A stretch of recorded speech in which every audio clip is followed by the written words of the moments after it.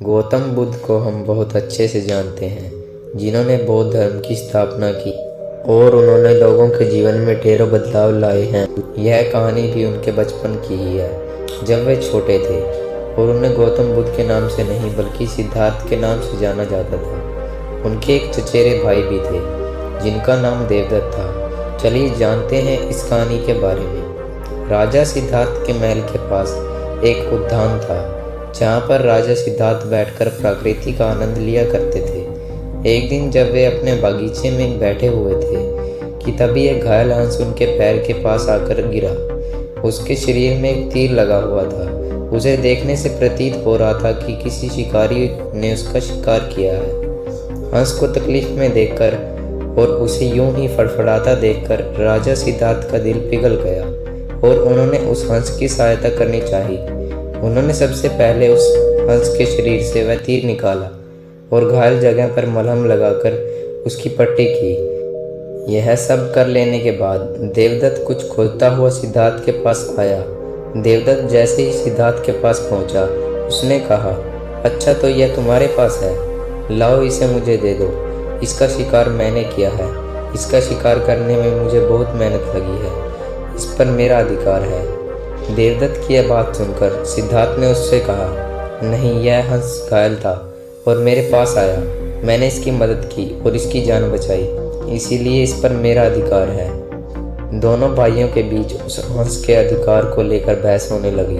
अब वे जानना चाहते थे कि उस हंस पर किसका अधिकार ज़्यादा है। ऐसे में उन दोनों ने निर्णय लिया कि वे दोनों राजा के पास जाएंगे। सिद्धार्थ के पिताजी कपिल वस्तु के राजा थे। वे दोनों राजा के पास गए। राजा के पास पहुंचते ही देवदत्त ने सबसे पहले कहा, महाराज, इस हंस पर सबसे ज़्यादा अधिकार मेरा है, क्योंकि मैंने इसका शिकार किया है। इस वजह से आप सिद्धार्थ से कहिए कि वह यह हंस मुझे दे दे। जैसे ही देवदत्त की बात पूरी हुई, तब राजा ने दोनों को शांत किया और फिर उनसे पूछा कि पूरी बात क्या है। ऐसे में सिद्धार्थ ने राजा को पूरी बात बताई और उनसे बोले, पिताजी, बात यह है कि इस हंस का शिकार देवदत्त ने किया था, लेकिन यह हंस घायल होकर मेरे कदमों के पास आ गिरा। इसे घायल देखकर मैंने इसका इलाज किया और इसे ठीक किया। अब आप ही बताइए कि इस हंस पर सबसे ज़्यादा अधिकार मेरा है। राजा ने इस मामले पर अच्छे से विचार किया। विचार कर लेने के बाद उन्होंने सभा में सबसे एक बड़ी बात कही, और यह बात यह थी कि मारने वाले से ज़्यादा बचाने वाले का अधिकार सबसे ज़्यादा होता है। इसलिए इस हंस पर सबसे बड़ा अधिकार सिर्फ और सिर्फ सिद्धार्थ का है, क्योंकि उसने उस हंस को मारा नहीं बल्कि उसे घायल देखकर उसका इलाज किया और उसकी जान बचाई।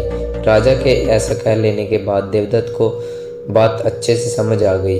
वह भी जान चुका था कि मारने वाले से ज़्यादा बचाने वाला का अधिकार सबसे ज़्यादा होता है।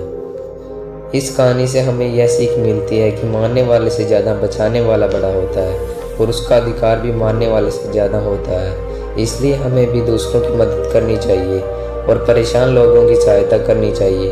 ऐसा करने से हम अपने आसपास के समाज को अच्छा और बेहतर बनाते हैं। एक अच्छा समाज ही एक अच्छे देश की पहचान होती है। इसलिए आप भी आज से प्रण लीजिए कि आप भी दूसरों की सहायता जरूर करेंगे।